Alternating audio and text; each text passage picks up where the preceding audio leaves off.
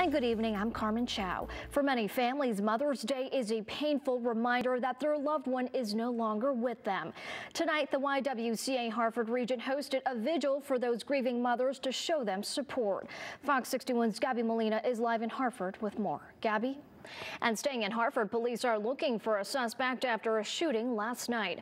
And new at 10 Manchester, police are accusing a mother of being involved in her 3-year-old child's death, a 30-year-old homicide. And a man from North Carolina dies after a head-on accident in Bethany. It happened on Route 63 just before 11 this morning. Police say Vitelli Jr. died at the hospital. The driver of the other car has serious injuries. A passenger in that car suffered minor injuries. And Seymour firefighters rushed to the scene of a car fire on Route 8 south to the city of the fire. And a cyber attack forces the shutdown of one of the largest fuel pipelines in the United States. The pipeline normally delivers almost half the fuel that's used on the East Coast. Fox's Lucas Tomlinson takes a look at the potential impact at the pump. George Floyd's family and lawyers are speaking out after additional criminal charges were brought against the 4 former police officers involved in his death.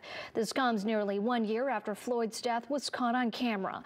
Fox's Alex Hogan has the story. New York City police are looking for a suspect after 3 people were shot, including a 4-year-old child.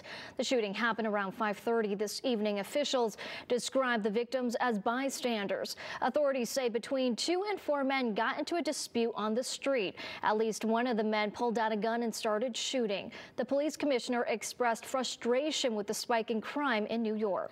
And a Massachusetts school bus driver is arrested after police say students found his loaded gun in the back of the bus. COVID-19 infections is showing no signs of letting up, with cases, deaths, and hospitalizations on the rise. Other countries are extending help in the form of medical aid, but experts say it may not be enough. Fox's Kitty Logan is in London with the latest.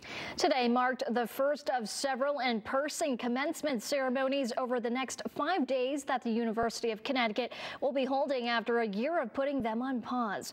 Fox 61's Ashley Afonso has a look from Rentschler Field. Thank you, Ashley. And as you just heard, U.S. Secretary of Education and UConn graduate Miguel Cardona delivered the commencement speech. He says the education he got at UConn helped him get to where he is today. People are sharing a quote made by FDA Commissioner Stephen Hahn about a warning against giving COVID-19 vaccines. But is the claim going viral true? Our Verified team takes a deeper look. Here's Evan Kosloff. A massive diamond will be up for auction in Geneva later this month. Diamonds are a popular gift for Mother's Day, one major supplier of those jewels changing the way it obtains them. Here's Janelle Bluth with the reason why. A National Football League stadium hosts a high school pandemic prom and let students enjoy one last hurrah together that remote learning couldn't give for their final school event. Fox's Kirsten Glavin has that story. All eyes over the last couple of days have been on the University of Hartford as the school transitions from Division I to Division III. But today, Hawks fans with something to smile about. Fox 61's Sean Brigado has that and more for us tonight. Sean, thank you. That will do it for the news at 10. The news at 11 starts after the break.